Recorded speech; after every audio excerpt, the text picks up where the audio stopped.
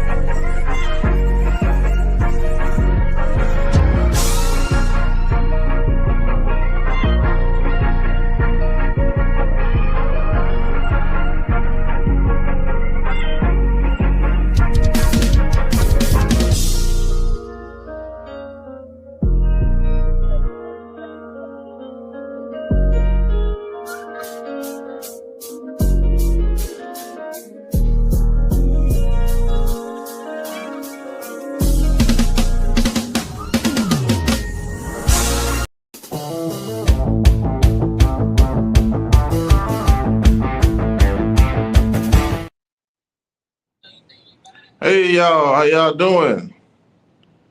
I hope all is well. Um, got a surprise guest, but they really not a surprise guest.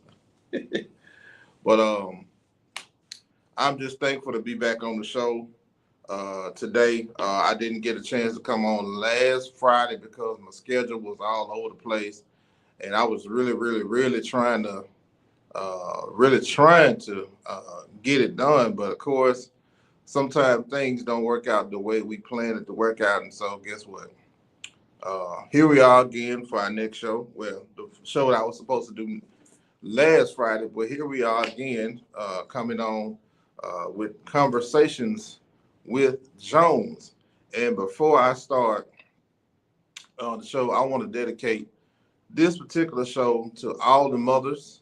Mother's Day is coming up Sunday, and particularly, I want to dedicate this show to my own mother. She's on the other line right now. she's not. She's not. She's not with. Well, she's not here. Uh, not home, but she's away. And so I wanted to dedicate this show to all of the mothers in the world, uh, especially this show. Dedicate this show to my mother and my sister. So I want to say happy early Mother's Day to my mother and my sister. So that's one of the things that I wanted to get out of the way. So I always like to do it, and I've been doing it since I started the show. I always like to start the show with a prayer. A prayer, I believe prayer is always in order. And so this is what we're going to do. So we're going to go to God in prayer, and then that way uh, things will open up for us to discuss. We have some dialogue and some of my own thoughts of what's going on in the world. Father God, we tell you thank you, Lord, for once again blessing us to see another day. Thank you for letting us see the day that we never seen before. Thank you for letting us wake up this morning, starting us on our way, giving us the activities of our limbs. We thank you for every opportunity that has been presented before us. Thank you for keeping us safe down through the week, Lord. You didn't let hurt, harm, or danger come to our bodies. And now, Lord, as we go into this today's show, we pray that something be said to help somebody.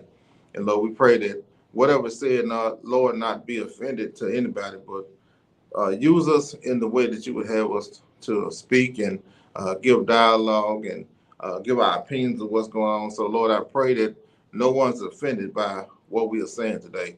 And we ask God that you use us in your service. This we ask in Jesus' name we pray. Amen. All right, we about to get started. And like I said, I'm glad to be back on the show. And I'm glad to see y'all. So we understand that we've had some great viewership, uh, some great numbers. We're glad to know that people are watching all over this great land and country. So we're going to get into Mother's Day. We're going to get into mothers and how uh, our women, particularly our Black women, have played a part in the success of uh, we as men and women. Because I don't want to say this, but Mother's Day started something. It was something that man came up with. But honestly, we know that Adam and Eve were the first man and woman that ever walked the earth. So we want to kind of get into how how the black woman has played a part uh, in the success of her children and her grandchildren and all of these things. And so uh, Proverbs 31 speaks about the virtuous woman, and it tells you all of the things that a virtuous woman uh, are able to do. She know how to make something out of nothing. If I could just be transparent and give you a snapshot of what Proverbs 31 is, not only does she know how to make something out of nothing, take it. It says she know how to take flaxseed, she know how to sew, iron, cook, all of those things that a virtuous woman knows how to do. She know how to take. Um, she can take. I'm gonna say $100 and feed a whole family. I've seen times to where my mom has taken $25 to $30 at that time when we was coming up as kids. I've seen her take a little of nothing and turned it into something. She made us a whole meal out of $25 and $30, maybe $40. No, we wasn't poor because that I don't believe that we were poor, but it's just the way we had values and we had. She taught us how to do things, how to iron our clothes, how to fold clothes, how to do all of the things that we're doing now as adults. So she just taught us values. She taught us morals. All of these things that I can say that my mother uh, taught us how to do as children. And so it carries on now as adults. And so all of the teachings that we uh, uh, gathered from her, we are now doing those things as adults. So hats off to my mother for doing an excellent job in raising us. And I'm just going to be honest with you. Um, there were times where she had to uh, give the rod of correction to us, and I'm sure everybody knows what the rod of correction is. Sometimes the rod of correction was a switch, which is a piece of tree, a belt, a shoe, or even sometimes your hand. So, and I'm laughing. I can laugh about it now, but hey, we turned out just fine because you get that rod of correction. Hey, that'll keep your kid in line. And I think that's what's wrong with society now is because these mothers are their children's friends and don't know how to uh, spell a rod and spoil a child, if you will. And even the Bible tells you, hey, whoop your kids. Whoop them. Hey, give them some discipline. Let them know, hey, I'm not your friend, but I'm your mother, I'm your father, or whatever. But I just wanted to give kudos and give honor to my own mother for keeping us together, keeping us in lines, keeping us out of trouble. And it was one thing that my mama did as a child that really got my attention as a kid. She would give us that one eye. She would just wink. She'd give her that mean look. Hey, that mean get yourself together. And then if you was cutting up, she was coming out of the choir stand. She was wherever she was coming from, and you got a whipping wherever you were.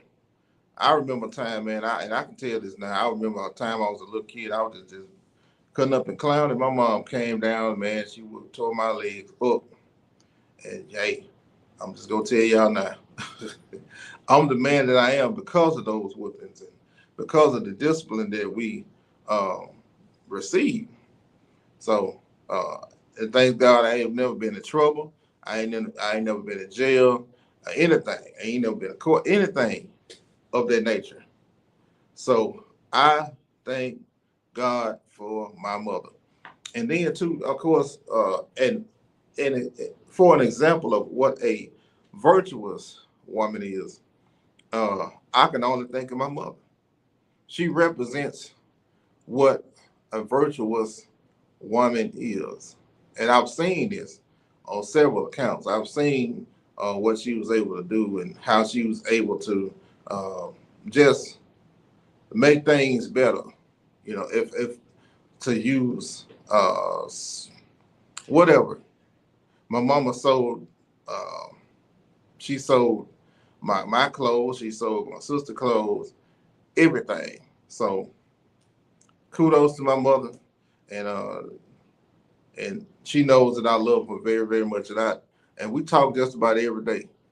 And for those that have brothers, for those that have somebody in your life, your aunties or whatever, hey, tell them, call them, text them, tell them how much you love them, because one day, and and I don't, I'm not trying to play on anybody's emotions, but one day you're not going to be able to dial your mother's number. You're not going to be able to go by there. You're not going to be able to send them no mail. You're not going to be able to send them no money or whatever. Please, sir, please, ma'am, go by your mama's house. And if you can't get to her, FaceTime her. Whatever you got to do, go by and support and spend time with your mother, because there's going to be a day to where you can't do none of those things. And the only thing you have was left is a memory, a voicemail, or a picture. So for this Mother's Day, hey, take time out to go see your mother. And then, because y'all, it's so much that I want to say for Mother's Day. Uh, now we got to turn the page a little bit for mothers now.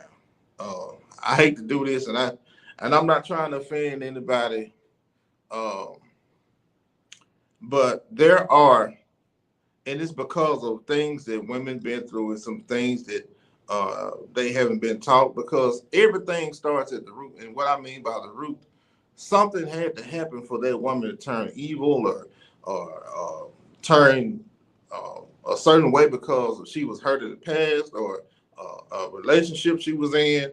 And some people are just taught to be just plain nasty, if you will. I mean, there are narcissistic women out here, and I'm not afraid to say it, because I can say I've had my experiences with narcissistic women. They try to control you. They try to gaslight you, and all of these things. And if you give them a piece of information, if you give them any inkling that you showing signs of weakness, and if it's brothers, and I'm gonna just talk about those brothers. If you give them any information and you believe that they're gonna uh just you can be confident with them and share information with them.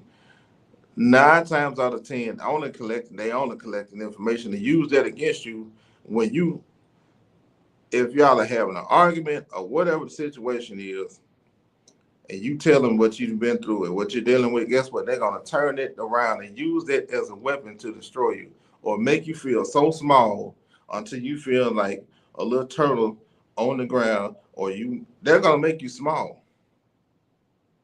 Because honestly, there are weak-minded women out here that just like to tear men down. Now, I'm not trying to be offensive.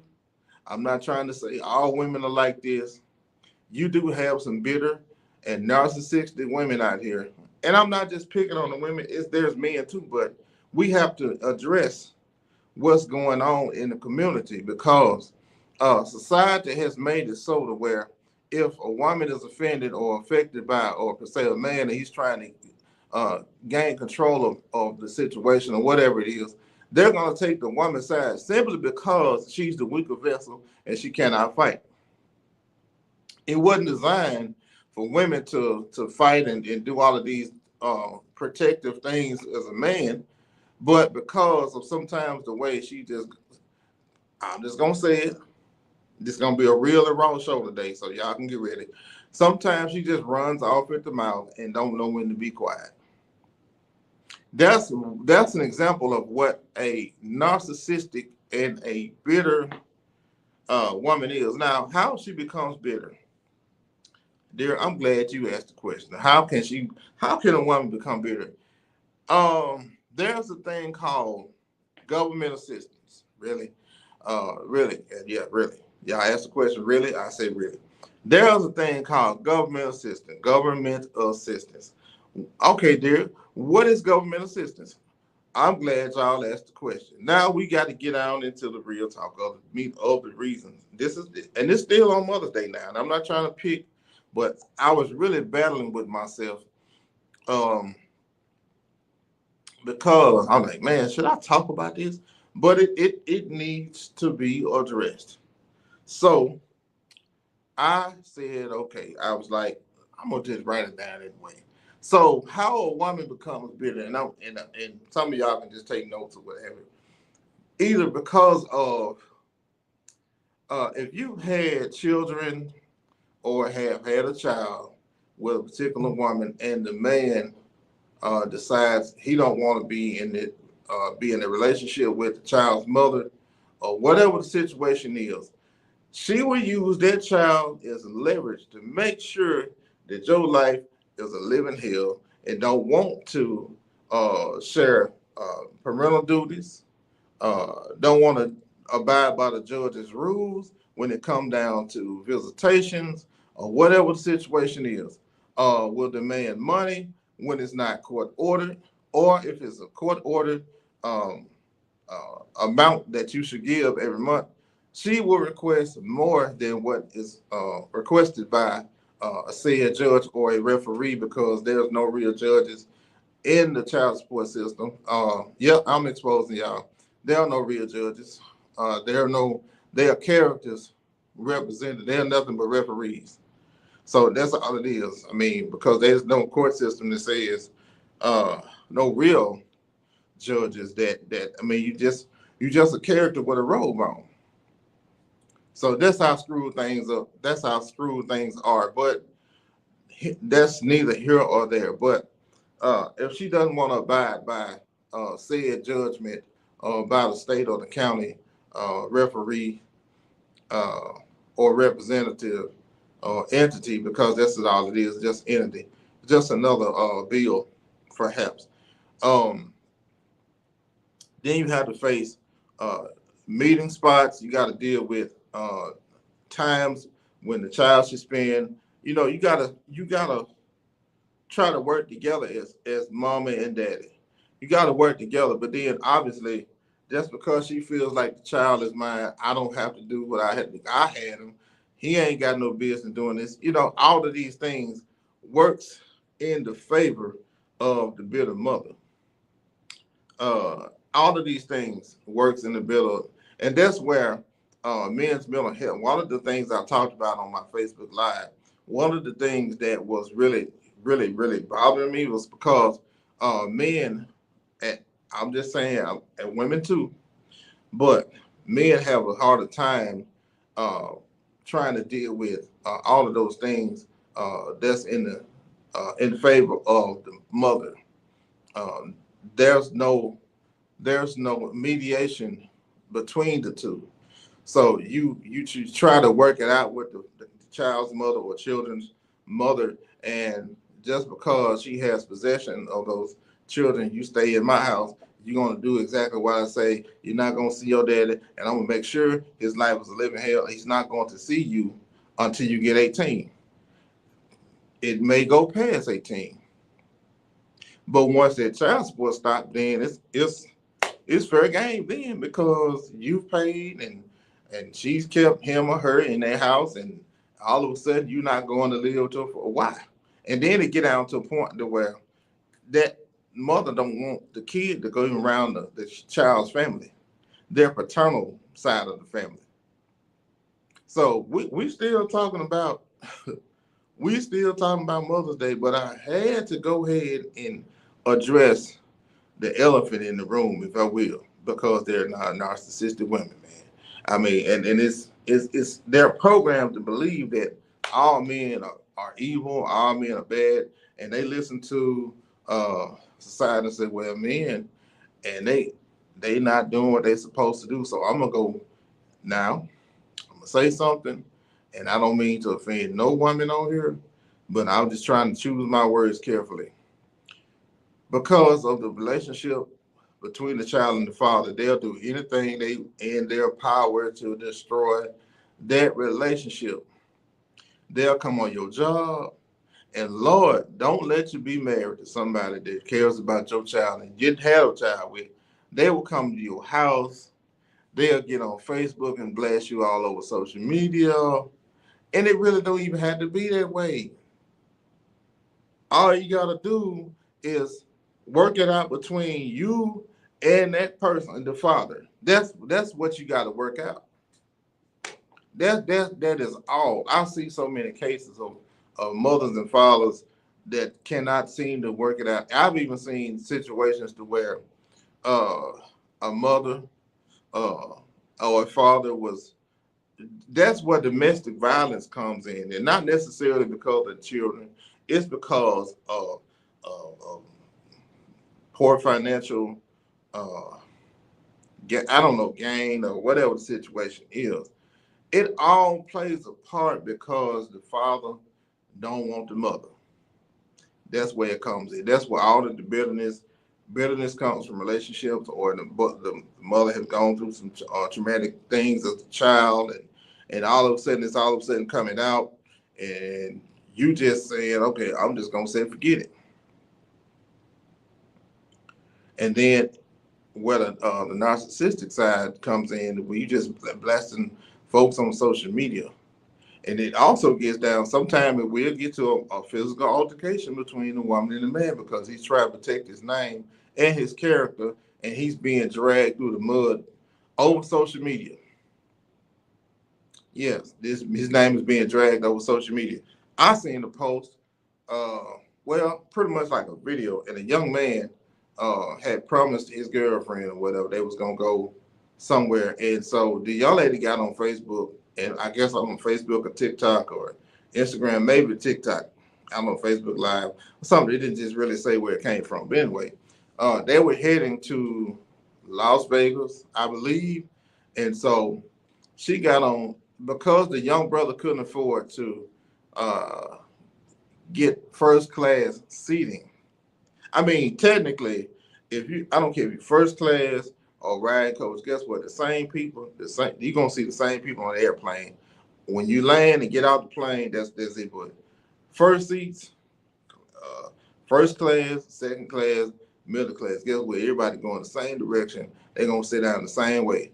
It could be all you're paying for is extra padding on the seat. Other than that, you're gonna be on the thing. You're gonna be strapped in, waiting to land just like everybody else. But anyway, she made fun of this young man because he couldn't support her or couldn't pay extra monies for her to fly to Vegas first class. She just ridiculed him, dragged his name all over social media, and really made him look bad. I feel bad for the brother. At least, at least he was able to take you to a place.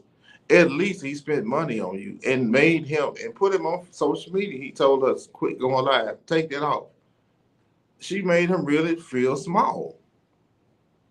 And that's the issue that we have with some of these women. They are so spoiled and don't know how to appreciate when somebody's taking them somewhere, and they'll act as if uh, nothing is going on because in their minds, can't nobody tell me nothing. Can't nobody say anything to me because I'm gonna make this video and I'm gonna make him look bad.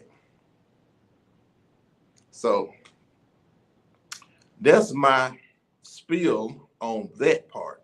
I think I've said enough on that, but hey, I just wanted uh, to pay tribute to all of the mothers. I wanted to dedicate this section of the show to all mothers, and for those angry women or bitter women, it is better to be on a rooftop than to be in a house with a quarrelsome woman. And I believe that comes from Proverbs 29:1, I believe, all the way, I don't know, to probably about to the third verse, but just read it. That comes from Proverbs 29:1 instead of 31. Proverbs 31:10 describes about the virtuous women. So y'all go and read Proverbs 29:1, and it'll tell you everything I just said about narcissistic women. It'll tell you how they just don't want to keep themselves up and don't want to do what they're supposed to do and not take care of the home. And so yeah. So and be on the lookout for real. Be on the lookout of these women's groups, man, that sit and talk about men and don't really know what they're saying. And it's men too. I ain't just it's some umpties out here, and I'm just gonna go on and say it. There's some umpties out here that act just like women, and they get around them and talking to us about the real men. Hey, you gotta watch them umpties too. For real, hey, watch them umpties now. I'm from Mississippi, y'all understand. Y'all get it out the way. I can be professional and I can build a country, but hey, watch them aunties. They got a little sugar in their tank. I'm not condoning what they do. I'm not judging. So before I go further, hey, this show is for entertainment purposes only. I'm not here to bash anybody. I'm not here to talk about anybody. But hey, watch those aunties. I know y'all see me scratching my head. Had my head on all day. Been working. But salute to the real mothers out here that makes it happen. Even the single mothers, y'all do a good job, man. Y'all do a good job raising your kids, and y'all, for those that worked it out with their daddies and children's fathers, what have y'all do an excellent job. Shout out to your mothers. For our next segment of the show, we got to talk about sports, y'all. We got to talk about sports, and shout out to my brother Gerard, man. He's really doing really doing a good job. I have some notes down, y'all. So I just want to kind of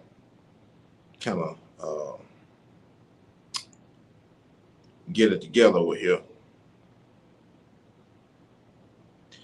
I believe we're gonna start with how do we hire more black coaches? Here we are again, and I have to address y'all. Let me get situation. Let me get situated. Um, how do we hire more black coaches in pro sports? And pro sports is a wide range. It's a wide scale of pro sports. That's football, basketball, baseball. Mainly, that's what it's talking about. Basketball, football, and baseball. Now, I can remember back in around the early 2000s, maybe late 2000s, the only black baseball manager that I can remember, as far as I can remember in my teenage days, going into my early 20s, maybe late 30s, early 30s perhaps, Dusty Baker. He was the manager of the last team I remember. He was the manager of, it was the Cincinnati Reds. Now, he may have gone over to another team once his retirement came, but I remember him as being the baseball manager. That's pretty much coach, but then they call it manager in baseball terms. He was the manager of the Cincinnati Reds, and they were really doing good. It's because of the coaching style that he had. He was a baseball player for all those years. And I had to say, man, the Reds was a good team. I think no, and then Cincinnati Reds and some other team. I think the Dodgers, the LA Dodgers, and the Dodgers won a championship last season. So, but I said all that to say this. There's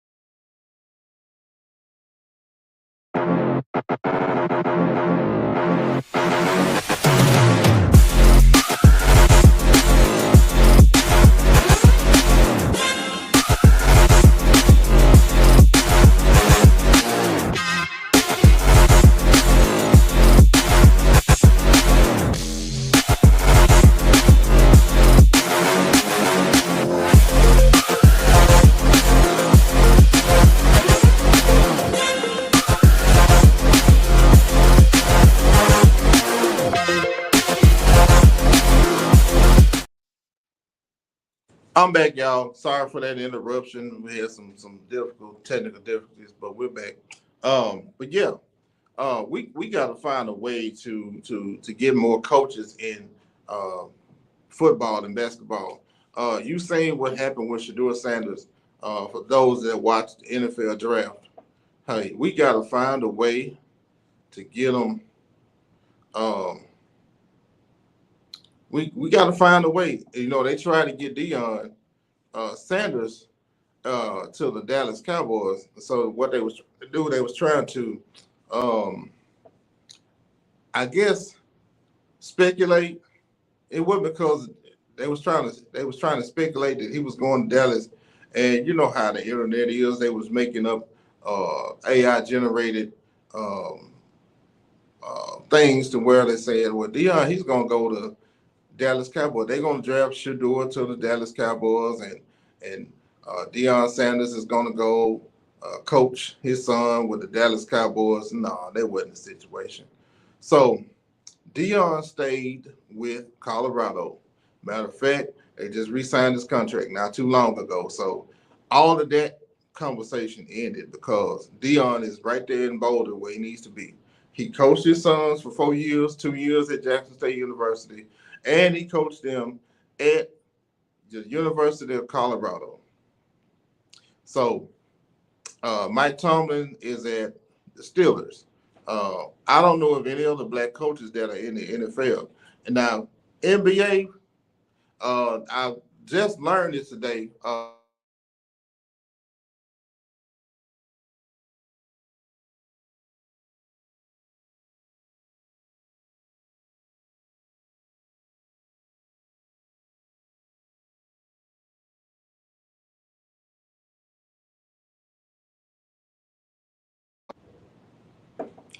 Tim Duncan, some kind of way we keep having some interruptions, and I'm not really sure what's going on with the system.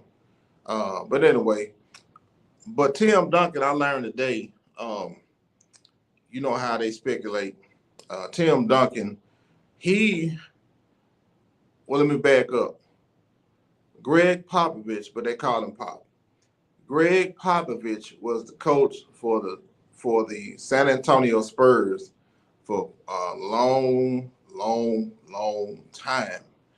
Who I don't know how many years he was the coach, but to see Manu Ginobili, that was one of the shooting guards, I believe. Manu Ginobili and Tim Duncan walked their old coach up there to the podium, and I believe they was giving Greg Popovich another position for the Spurs.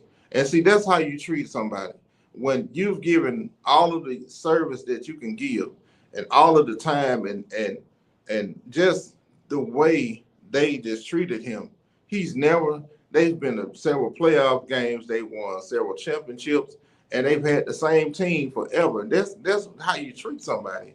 Because of the fact that hey, those two guys stuck by his side no matter what. When everybody else walked away, when they didn't have ups, they didn't have downs, they didn't had all kind of things happen to their team. But those two gentlemen, Manu Ginobili and Tim Duncan, walked their coach up to the podium and to say, "Hey, I'm not going to be coaching anymore," because he started to have some, I won't say health issues, but I mean, old age, and he couldn't do it no more. So they're speculating. I learned this today. I kind of read it over the internet. In MSN, I got the information from MSN News on my computer, and they are talking about hiring Tim Duncan to be the next coach for the San Antonio Spurs. I believe, and they're finally waking up. Society is finally waking up and understanding that we as black people, man, we deserve the same kind of jobs that everybody else deserves. We deserve the same kind of pay everybody else is deserving, if not more, because we have the experience and we have the knowledge of sports and able to do all of these things, not just only in sports, but as a collective community of things that we can do. Because let the truth be told, when it comes down, and I'm kind of backtracking a little bit, when it comes down to Black history, I know they set aside February as Black History Month. No. And here comes June. Maybe June is next month. Now we got They're already finding the ways or trying to find a way to try to cancel um, Juneteenth, right? So what they're trying to do is saying, hey, we gave them Black History Month, which was in February. Now we got to celebrate those ends again. Yeah, that's what they're saying. I'm not gonna say it out loud. Y'all catch my drift on what I'm saying, right? So we got to celebrate them ends again. They got a Juneteenth, and they only celebrate one day. Honestly, if I can just be honest and tell you the truth, every month need to be Black History Month because everything was some you can name it. I don't have that much time, but you can go through every month of the year and just and see what a Black person made or invented and all this other stuff. You can go through that, but I just believe that's a good move by the San Antonio Spurs, to consider, if you will, to consider Tim Duncan, one of the baddest forwards in basketball in the late '90s and early 2000s. One of the baddest. And listen, let me tell you something. When the Spurs get hot, I'm telling you, man, they would win the West. I know at least for about 2 or 3 years, maybe, if that 4 years straight, or they would get pretty close in the championship because it was the Lakers. Man, you didn't even hear about the Denver Nuggets. You only heard about the Spurs, the Lakers, and some other Western teams that before Memphis Grizzlies came about. But anyway, the Spurs was the team in the West. You was not gonna be. They was in the NBA Finals just about every year, and so you knew the basketball games were gonna be good if the Spurs or maybe the Miami Heat or any other Chicago. No, I'm going too far back, but like in this time, like Miami. That's when LeBron. I just used them when Miami. That's when LeBron was just coming into the league with Tim and all. No, Detroit. That's what I'm talking about. Detroit Pistons were one of the baddest teams in the East. It was always San Antonio and Detroit clashing for the NBA Finals. So you had good basketball, and so to consider Tim Duncan, coach for the San Antonio Spurs, is really, really a good thing. And like I said, we need more Black coaches, y'all. We need more. We need to figure out a way. And somebody made a statement about, uh, and I'll say it. They made a statement about how the NFL tried to make an example out of Shador. Now, God made an example out of the NFL because the Lord allowed Shador Sanders to get drafted when He wanted him to get drafted. And guess what? Shador is doing a good job out there in Cleveland, being a blessing to the community. And that's how he was raised. That's how his daddy raised him. And so don't let society then tell you that he's not a good quarterback. Don't let society tell you that all Black men are bad. Don't let society tell you that all we do is beat on our women. No, that's not what society is. And don't let nobody tell you that Black men don't deserve this and don't deserve that. No, don't do that. So yeah, we need to get more. We need to get more Black coaches in the NFL. So my next subject and in the sports, how the question I'm asking: how are the new NCAA rules? How are they paying athletes that are working out? Now, I never knew that you're supposed to get paid uh, for. I never knew that you were supposed to get paid to work out. I never knew that. I mean, that's new to me. Shoot, I'm missing out. And see, y'all can laugh on this because I'm missing. Hey, do I need to go and try out for the Alabama Roll Tide? Do I need to go and play linebacker or something? Because shoot, I need to get paid. I better not go and try it for the Alabama Crimson Tide. I mean, even though I watch them and things of that sort, but I mean, hey, I'm missing out. And see, they're already getting paid. And I discussed this last time I was on, and I kind of hit the nail on the head, but I really didn't know this was gonna come up. And so shout out to one of my writers and producers, Latricia White. Shout out to her. She's been a blessing to me to help me with my shows. Shout out to one of my writers. Shout out to Gerard Mitchell and Miss Natalie Piggies. Thank you. Thank y'all so much for helping me. I want to say, how do they get paid? That's what I want to know. I'm sitting here looking at this article, man, and it is just really baffling. I done missed out. I done missed out, man. So I'm assuming because they have all of the NILs. NIL is name, image, and likeness. And excuse me. Because, and this is just my own way of my own thoughts. I'm just kind of going off the hip. Because of them, they are getting paid to play football, and mainly those are the ones that play football. Because of the NIL deals and because of all of these stipulations that all of the athletes are coming from high school.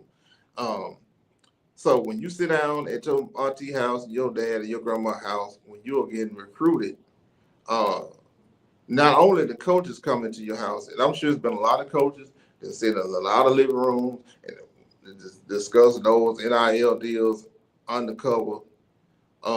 They're not going to tell you that, but quite naturally, those coaches make your deal. They'll promise you, okay, you're going to start on this team, or you're going to play a high-profile position like running back or quarterback or cornerback or a wide receiver. So because of your name, and then we're going to put your name on the jersey, we're going to do this, and we're going to make all of these promises. That's part of what the NIL. You're going to get paid for your name. You're going to get paid for your image. That's why you see a lot of these college students now all in the camera because of the fact that they have NIL deals, and because of the camera crews, they have to give them 15 minutes, 20 minutes of fame because of the fact they have these names, images, and likeness, because everybody like them. Everybody want to be like them. They got chains, they got watches, and things so that's called an NIL. They're getting paid because of the CBS's and the ESPNs have to cater to them by showing them. And so that I didn't know. I didn't nobody tell me that, but I see it every time I watch TV. I love Shador, but hey, they were showing him on TV. He had all them chains. There's name, image, and likeness. And because they were paying them. And then now I've just learned that they paying you to work out. What? What have I been doing all of these years? Man, I wish I would. I wish I was an athlete right now. I'd be getting paid too. Shoot, they pay me what I need to do to get paid. So I think it's my own thought process is that I don't know, y'all. I'm gonna have to do some more research about that because I just learned about that and I was like, yeah, just because of that NIL deal that they're getting now, they gotta get paid. I gotta get paid to get worked out. I ain't going in that gym. I'm just kind of portraying some of these young kids now. Man, I ain't gonna be touching them weights, man. Cause man, shoot, I gotta get $25 million, $25 million just to lift my weights. What? Well, you already getting $40 million or $2 million for NIL, and you talking about I gotta get $45,000, man, to lift that dumbbell. What? Come on, bro. Go in there and work out like you're supposed to, but because these parents have spoiled their child, and that goes back to what I said in Real Talk. That because of their parents that spoiled them and blew their head up, you're gonna be the baddest one on the team. That don't mean your boy got to go on a team talking crazy to some other guy that's way better than him. He gonna get chin checked. It's somebody out there to get that same position. They only work out 5 positions on one. They only work out 5 positions. If you're gonna play linebacker, somebody is playing linebacker too that's better than you. And guess what? If you don't make the team, you gonna get is they you go talking crazy to that person, they gonna chin check you. Yes, they will. They are trying to get the same position that you tried out for. You might not make it. Somebody told me they tried out for the team, and guess what? They was taking money. You had to pay for the trials. When they do that, you paying for the trials now. But this is a different situation. Does the NCAA know about this? I ain't trying to get nobody in trouble, but I just want to know. Honestly, does anybody know about this? But hey, that's neither here nor there. Let's talk about in my next segment of the show, electronic officiating. The NFL, and I'm back on them again. I don't know if it's for the NCAA, I'm not really sure, but I believe. But because, and I got to start with this team, and I really don't like them, because go New England Patriots. Yes, go New England Patriots. Because, and I got to go back to the Super Bowl a little bit. And this y'all might not like this team, but I'm gonna say it anyway. And I'm gonna get some amens. I probably get some amens. I probably get some, some boos or whatever. But anyway, I have to talk about it because there have been so many scandalous referees, if you will, in the NFL, right? Because it's been some scandalous referees in the NFL. They are now talking about letting AI or coming up with a way to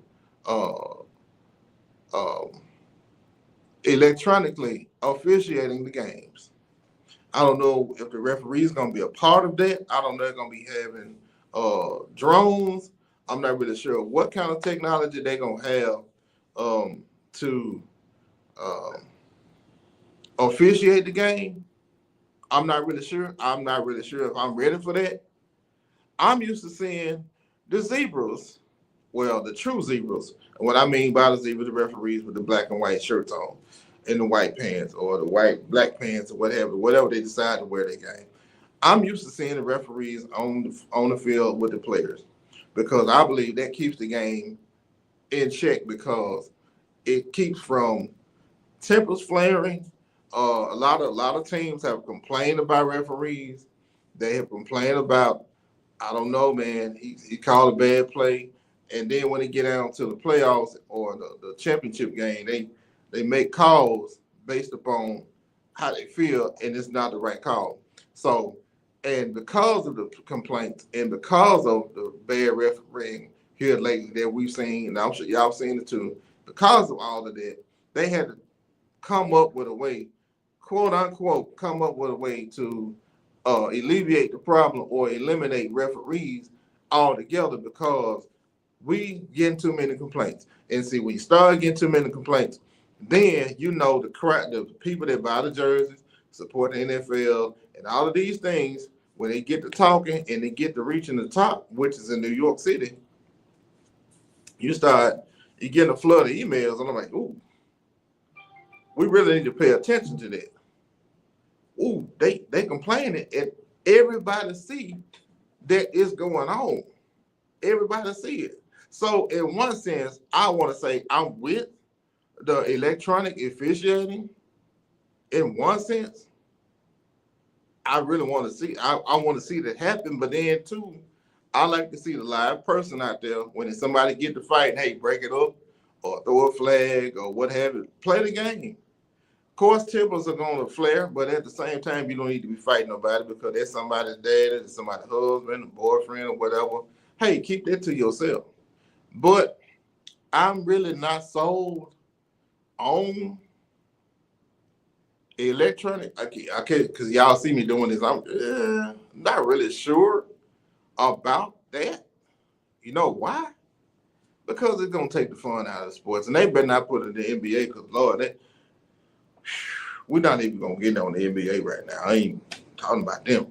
But anyway, I'm kind of not ready for electronic officiating because I think they did in the NFL during the meetings or whatever.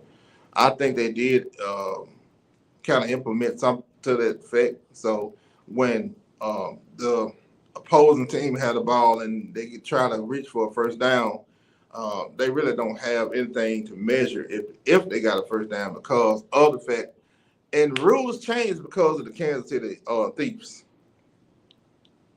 Yes, I know their names. I know their names are the Kansas City Chiefs, but because of my passionate, and I'm saying this out of fun, y'all, because of my passionate hate for the Kansas City Chiefs, I call them the Kansas City Thieves because they have stolen so many games and ain't nobody say anything about it.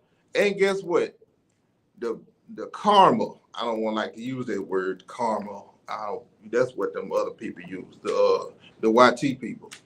Um, just because of how they were propelled, if you will, pushed.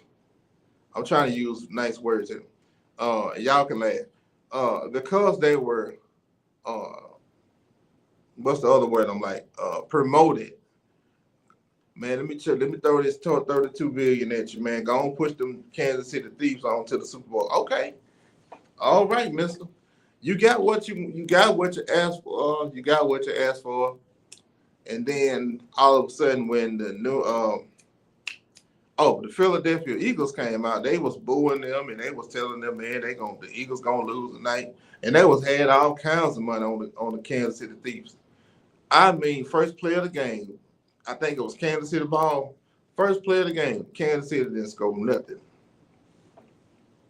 Didn't score nothing because of their ways. Because they went to the Super Bowl, and they wasn't supposed to win last year because they was paying them off, and then they just kind of brushed it up under the rug a little bit. Nah, ain't nobody cheating the game until it started to come out, and it was visual. The referees would throw the game on purpose in favor of the Kansas City Thieves. Yes, because of the Kansas City Thieves, man. They was, hey, what can you do? So that's I'm kind of with uh the AI generated officiating. Then I'm against it because I want to see the zebras out there. I want to see the refs, the zebras, the black and whites, or whatever you want to call them. So I'm not really sold on that. That's pretty much all I have for sports. And I hope y'all enjoyed that segment. And I got to and listen, this next segment of the show, man. Listen, I was thinking about it, and I was like, you know what? I'm gonna talk about it, and I gotta do it, y'all. I gotta do it. I gotta do it. I gotta do it. In entertainment, we are on Quartet again. We are on Quartet again, y'all. Let me just tell y'all. We're gonna talk about the world renowned, world famous. There's a lot of world famouses out there. Don't laugh at me because I said famouses. Uh, there are a lot of people that I've grown up to listen to as a kid, uh, teenager, preteens, 20s, now 30s, 40s. Anyway, but one person I want to start off with, and God rest his soul, that is none other than Mr. Lee Williams, Mr. Cool himself. Mr. Cool, Mr. Stand in One Place, Mr. Just the coolest guy that you ever want to meet. I had the opportunity to I met Mr. Lee Williams in the Spirit QCs in my early teens. I met them. I first seen them when I was about 9 or 10, maybe 11 years old.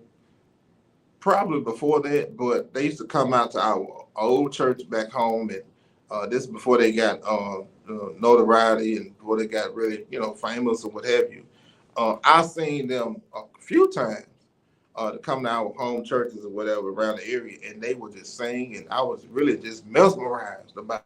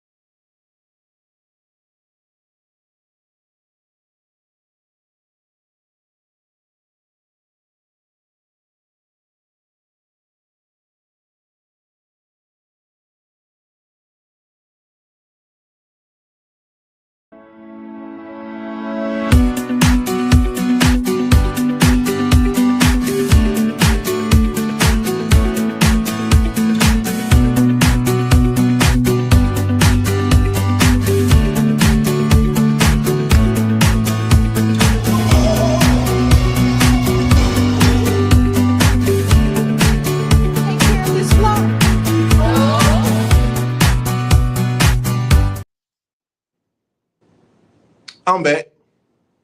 Had to take a station identification. And I was saying about Mr. Lee Williams, I remember he would just stand in one place and folks would just be mesmerized on his singing. And I was like, man, how is he doing that and standing in one spot? And so that carried him over to, I remember the late 90s, around 90, 98. And after that, I really didn't hear much from Lee Williams because they did their first live recording in Birmingham, Alabama. The Love Will Go All the Way uh, album. And y'all know, for those that are quartet lovers, Mr. Lee Williams, he was like the GOAT of the rock and roll group of quartet, man, at the time, man. Whew. I mean, it's like they were rock stars of quartet at that time. If y'all go back, for those that are old enough to remember, and I was a teenager when this came. Matter of fact, I was like 11th grade, 11th, 12th, 11th, 10th. As a matter of fact, 11th grade when that first came out, when Mr. Lee Williams came out with that "Love Will Go All the Way" album. Man, listen, I listen to it today. Which brings me to my next point. I'm gonna get back to Mr. Lee Williams. Which brings me to my next point. One of the members of or former members of Mr. Lee Williams, that is none other than Pastor Patrick Hollis. He served as their drummer for at least 20 years for that group. His dad played guitar, Mr. Leonard Shumpert, Mr. Roger McKinney, which is now gone on to be with the Lord, Mr. Harold Moncrief, Mr. Russell Harrod, Mr. Tommy Harris, and I think Mr. Jerry Peters. Mr. Jerry Peters is like one of the producers for MCG Records. Anyway, but Mr. Lee Williams was just so humble. He wasn't to where God had blessed him to get to a level to where he was just so humble. He could talk to you, even if he didn't know you.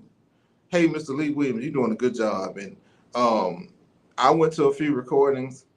I believe Tell the Angels, and I went to one other recording they had. I was the production of how everything is set up, the cameras, the audio, and it all has to be in sync, audio and camera. And then people that make the video are the people that are performing. But I just know one time that they had church in that thing, man. They got really good, and I really enjoyed those times. And just to be able to see Mr. Lee Williams on a personal level, it really, really, really, really just really encouraged me to be the best musician I can be. And in honor of Lee Williams, the group that I currently play for, Mr. Lee Williams started our group. And so I always have to give homages and honor to somebody that really just stuck by us. And unfortunately, Mr. Lee Williams is no longer with us. But his legacy and memory lives on through us and all of the people that were affected by his just kindness of how he just talked to people and blessed people with his gift. So another quartet legend, Mr. Huey Williams from the Jackson Southerners. And a lot of people know Mr. Huey by singing, most of you know him by singing, oh God, what's the name of the song? He had so many hit songs, y'all. Lead Me, Guide Me. I think that's one of the songs. That's one of the songs. He also sang a song, oh God, it was so many. Whew. But anyway, it's too many songs to remember because I'm just kind of going off the noggin here. Mr. Huey Williams, he passed not too long ago, and he had an effect on quartet, the industry itself. Matter of fact, he was one of the group. It's the Jackson Southerners was the first group that incorporated drums in quartet, because at that time, I'm not really sure of the history, but at that time there was no drums in the quartet. And because of the Jackson Southerners and because of Mr. Maurice and all those guys, they were the first group in quartet history to incorporate drums. They needed a heartbeat. Quartet needed a heartbeat. And guess who's it started in Jackson, Mississippi with the Jackson Southerners.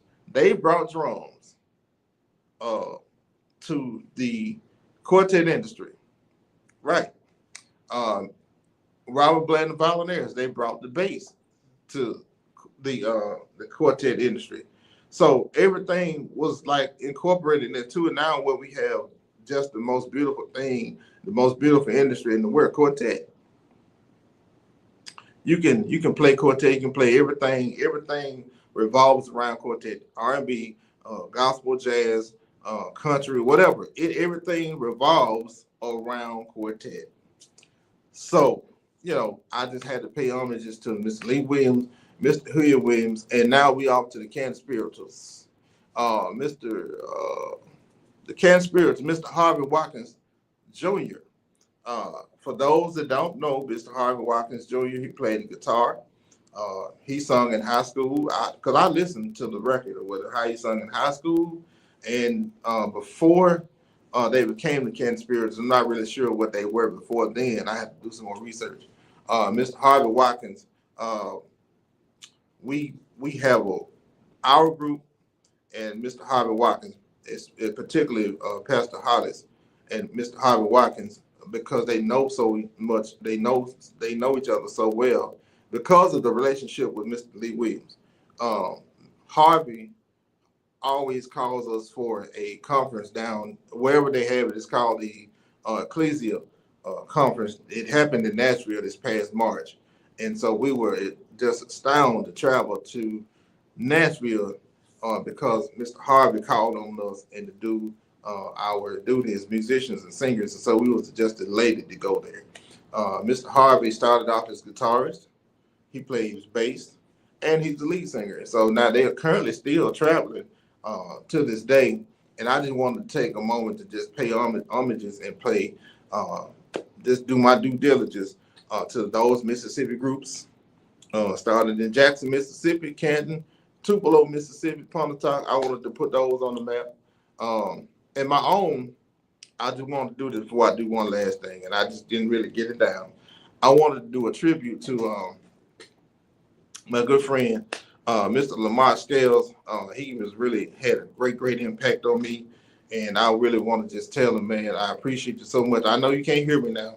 I know I can't call you now, and I'm just trying not to get emotional, y'all. But I just wanted to, just give just a shout out to my good friend and my good brother, Pastor Lamar E. Scales, which is no longer with us.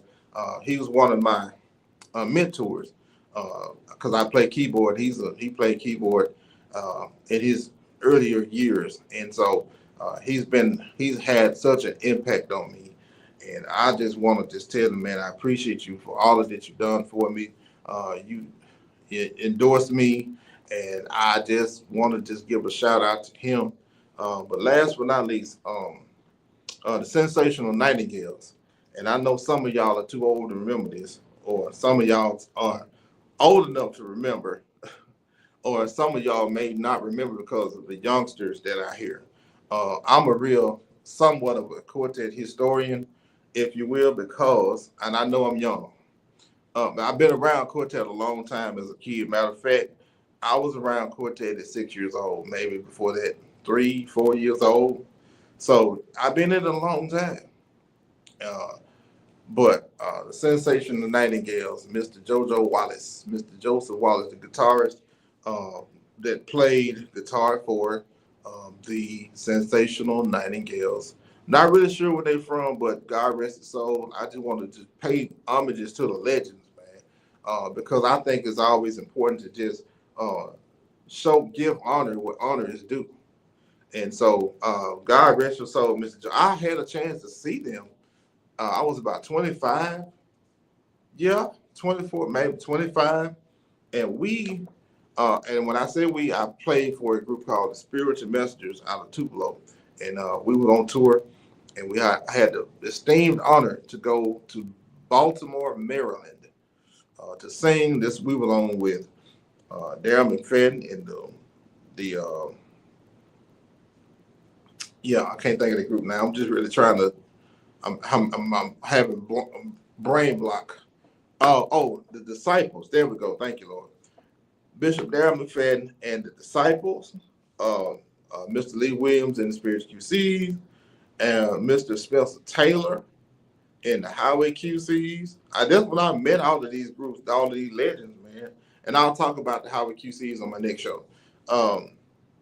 Just to see, and matter of fact, I even saw the Sensational Nightingales.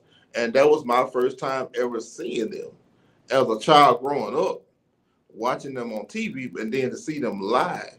I never had an opportunity to meet them and to shake their hand, but I saw them on stage.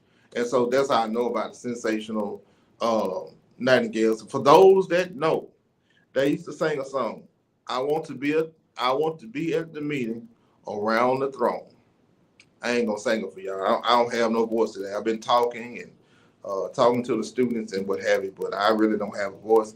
But for those that know that song, it's called I Want to Be at the Meeting Around the Throne.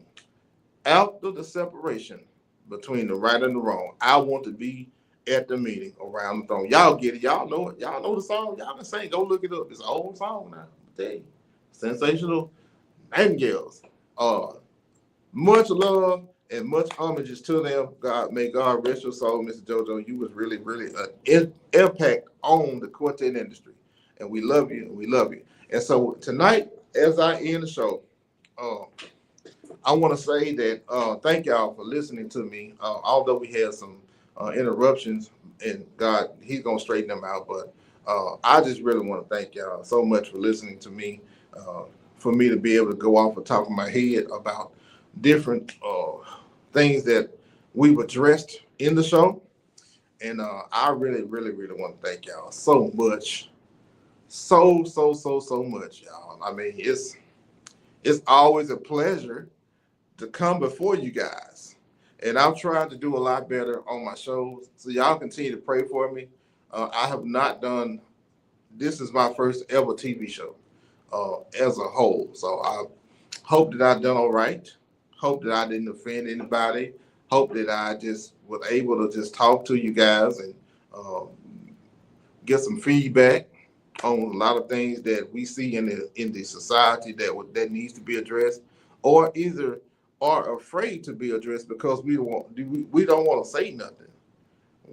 When did that become a problem? You know, so I'll talk about those things a little bit. You know, later in our next shows. It may not be in the next show, but it'll probably be down the road that we just need to address some things. And so, if you would like to be a sponsor. If you'd like to be a sponsor, you can email us at silverfox23@hotmail.com. There you go. silverfoxtransport23@hotmail.com. Hey, guess what? We do. I will say we do. We do take, for those that want to bless us and be a sponsor, we do take Cash App. And then I will let you know publicly that will be only used for our shows and whatever costs that need to be covered for our shows or what have you. It will not be used for personal gain. Now, if y'all just want to bless me, that's another situation. But this will be used for the purpose of the show. If y'all want to sponsor us, I mean, we'll be glad to team up and see what else we can do and how we can better ourselves. And for those that would like to visit us on our show, please let us know. We do have a new email address, but we won't put it up just yet. Again, if you would like to book our show or book me on your show, or we can do a live, you can email us at I have a new email address, and we're going to get our producers to put it on there. For those that let me find it, y'all, because you know me, got to find it. Let's see. There we go. If you would like to email us directly, you can email us at ddjmge@icloud.com. Again, if you would like to direct mail us, you can do so. That's ddjmge@icloud.com. And we will get your emails. We will respond. If you'd like to just give us a word of encouragement or if it's something that you would like us to talk about, hey, I like crowd participation. I want to know from you. I want to see your suggestions, and I want to see I want to hear what you want me to talk about. It's just not only from me, but I want to know what the audience wants me to talk about. Hey, send your suggestions to me at my direct mail, DDJ, yeah, DDJMGE. That's DDJMGE at iCloud.com. Hey, it's been a great honor to have you on the show, and I appreciate all of you for being a blessing to us. And again, this has been another production. This has been another great show. This has been Derek D. Jones with Conversations with Jones, DDJ Media Group Entertainment. Love y'all. Until next time, y'all be cool. Enjoy your weekend. Love on your family and love on your mothers. Happy Mother's Day to everybody. Happy Mother's Day to all the mothers out there. God bless you. Until next time, I'll see y'all later.